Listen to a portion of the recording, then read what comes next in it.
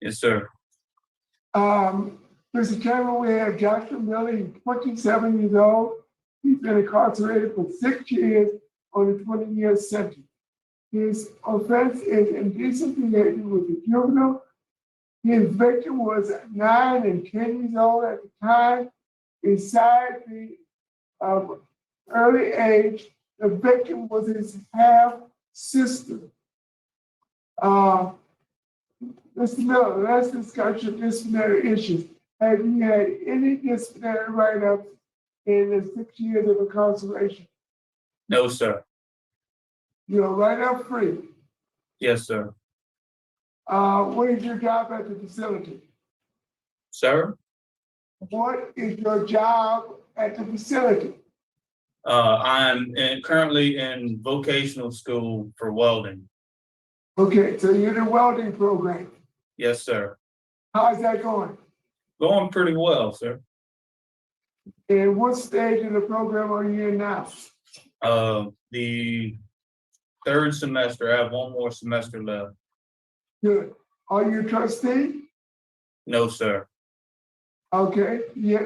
What's your transitional plan? If you release, where will you live and where will you be employed? I'm going to live with my mother in Patterson, Louisiana. I have not had an employment agreement form signed, but I have 3 different places that say they will hire me whenever I do get out. All I have to do is show up and put in an application with them. And make sure that parole and probation check your mother's address because you will be a sex offender and you have some restrictions on where you can stay. You understand? Yes, sir. You have a low risk assessment, you have a needs assessment, and your static 99 is 0. You have a high school diploma. When did you get your high school diploma and where from? Morgan City High School in Morgan City, Louisiana. Okay. And you've only served 30% of the judge's sentence. And I see that you need additional programs. According to my record, you finished the first 2 phases of sex offender treatment. Is that correct? Yes, sir. I actually finished the 3rd phase recently. I have the certificate with me now. When did you finish the 3rd phase? Let me see. Sir, you should know that. If you just recently finished, when did you finish? I finished the 3rd phase of in May, the 3rd day of May of 22. Last month. Yes, sir. Okay. What other programs have you taken? I've taken Living in Balance and AANA 12-step. Have you taken 100 hours pre-release? I'm currently in pre-release. I have 3 or 4 more. I have 3 more classes of pre-release to take. Okay. Have you taken victim awareness? No, sir. I'm on the backlog for that class as we speak.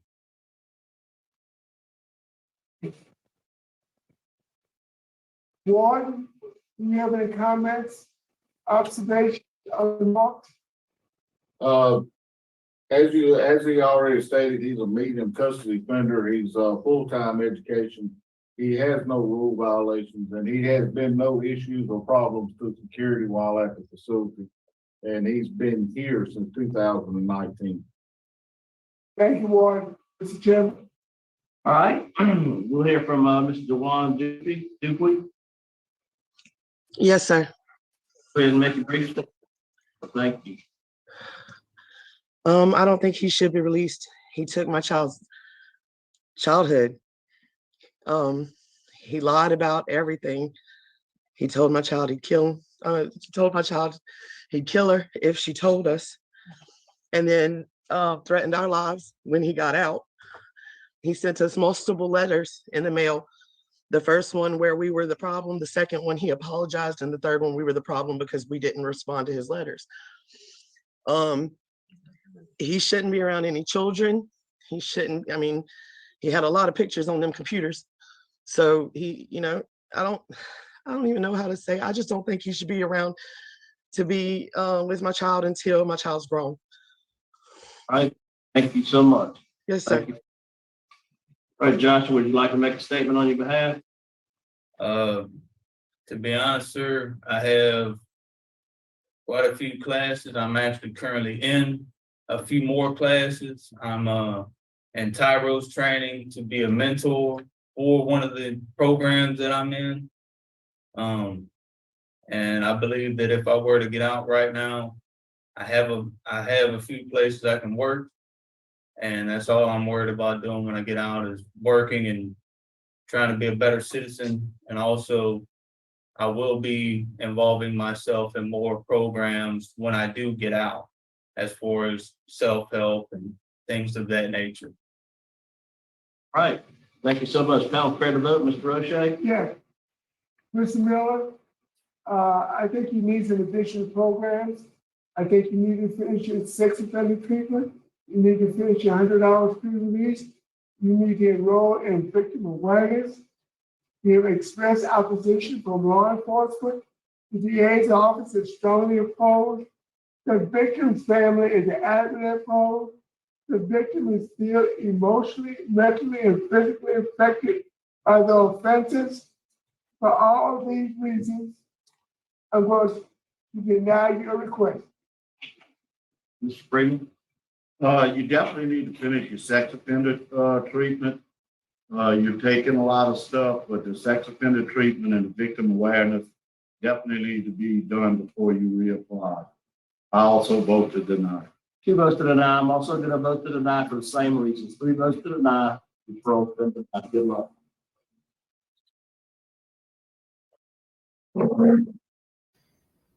Cockroach. I mean, this is the epitome of a cockroach. In case you didn't hear it, or if you're wondering if you heard it wrong, yes, he was doing this that they're aware of, or that the what he pled guilty to his half sister from the time that she was 9 years old and 10 years old.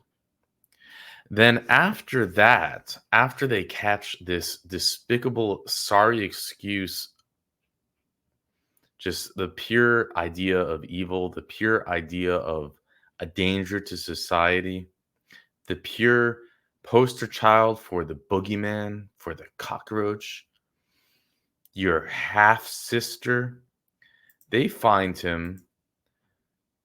Well, what do you think? What are you surprised? What do they find him with?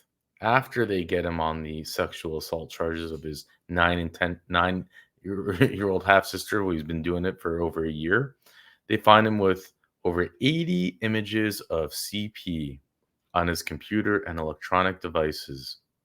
This is when he's 20 years old.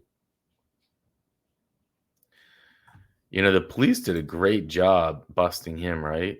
They get the complaint, they search his devices. And what's interesting about this is that of all the cases, we see a lot of these cases. We see very few where then they have a follow-up charge of CP on their devices. And I don't believe that they're not downloading that stuff.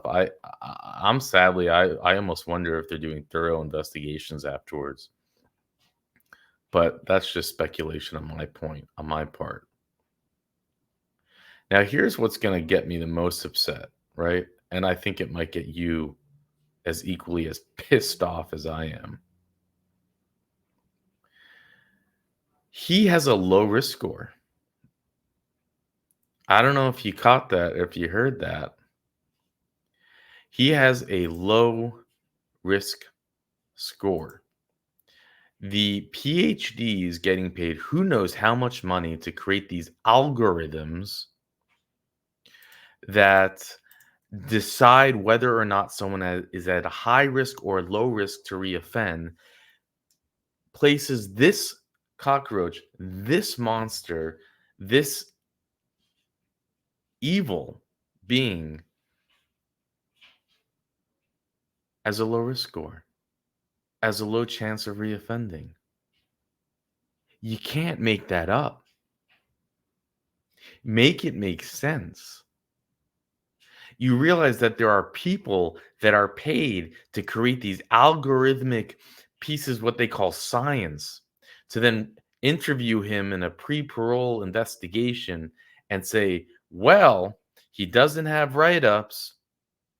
Well, it was his first offense. Well, it shows that he has a 0 on his childhood trauma. 0. He's got to be a low risk score. The computer says so. And then the parole board, drunk on that Kool-Aid, says, yup, low risk score. And of course, in this case, they just said, no, you're not getting out. I mean, a 20-year sentence, right? Which is pretty darn good for Louisiana. We've seen just a few years given for these sentences. Now, he was facing, according to this article, he was facing, so let's see how it worked. Assistant Prosecutor James Armstrong will make no sentencing recommendations as part of the plea agreement. No sentencing recommendations as part of the plea agreement. Do you hear that? Let's go back to this. That's how soft these ADAs are on these types of crimes. They don't even make, as part of the plea agreement, they won't make a recommendation. They'll leave it up to the judge. And thank goodness the judge at least did something, 20 years, which is, again, a lot more than we typically see on these cases. If Mattis accepts the plea, Miller could face 2 to 10 years in prison and fine of $5,000 or both. The defendant also would face a period of up to 50 years of court supervised release that would begin once his prison term or alternative release ends. Miller would have to register. You see, isn't that interesting here that he faced just 2 to 10 years? Assistant Prosecutor Zach stood in for Armstrong at Wednesday hearing since the letter was presenting a case to the jury. He told the court that the investigation of Miller began as State Police Sergeant D.C. Eldridge Mercury County noticed activity in which CP was being downloaded and then used a subpoena of an internet provider and further investigations to track down Miller. Then another state trooper, First Sergeant Adam Scott, Crime Against Children Unit, took over the investigation, raiding Miller's Bridgeport's dwelling to seize a computer and hard drives. Yet another member of the state police, a digital forensic analyst, then examined the data from the seized items according to in magistrate court documents. Scott alleged he took statements from Miller in which the defendant admitted downloading files for about a year and a half. Miller also allowed Scott to examine his bedroom computer. A magistrate filing alleged the troopers observed files with images ranging from acts performed on babies to bestiality involving children. Low risk score.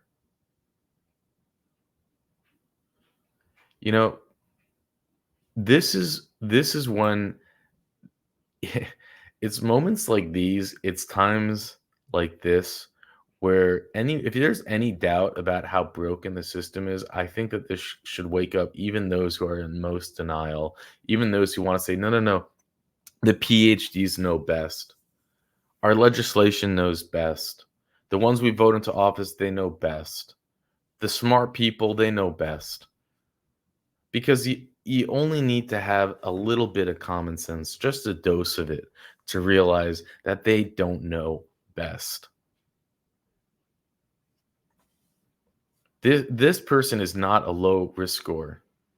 The accused tried to reason that he has a low testosterone and originally began watching this stuff that was more taboo because he further stated that he knew he could get in trouble for what he was doing if he got caught. Isn't that interesting to see how he rationalized it, his low testosterone? The accused said he needs counseling but knows jail time is more likely. Scott alleged in the magistrate court filing, Miller, originally from Kansas, told the court that he'd been undergoing weekly counseling sessions with Gary Ammons, a psychologist from Harrison County. The defendant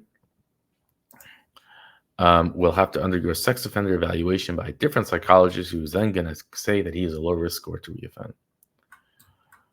And remember, mind you, they found this after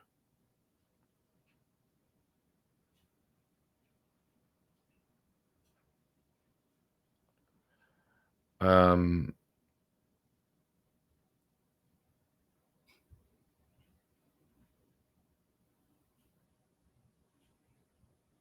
this is after he was caught doing this to his half sister, right?